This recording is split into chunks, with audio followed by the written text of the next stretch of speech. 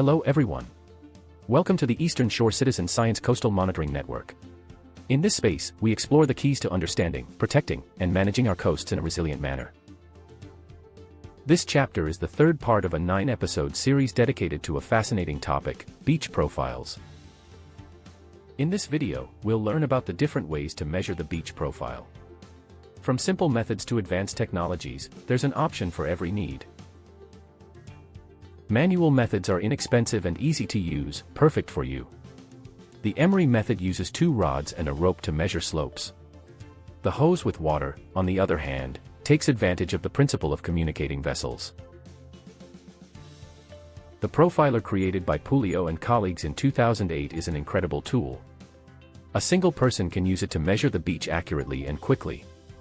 Its low cost and ease make it perfect for monitoring our beaches long term.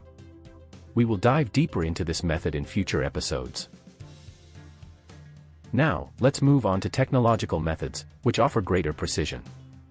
The optical level and rod give us detailed readings, while the total station allows for very accurate 3-dimensional measurements. They require sophisticated equipment and specialized training. Digital methods are the most modern.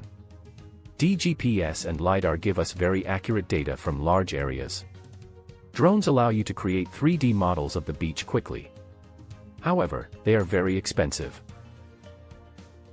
The choice of method depends on your goals. For frequent monitoring and with limited resources, manuals are ideal. If you need high precision and have a budget, technological ones may be better.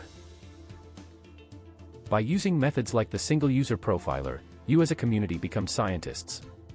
Your data is valuable for understanding and protecting our coasts.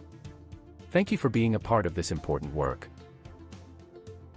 Thank you for joining us in this episode, and remember to check on the other parts of the series.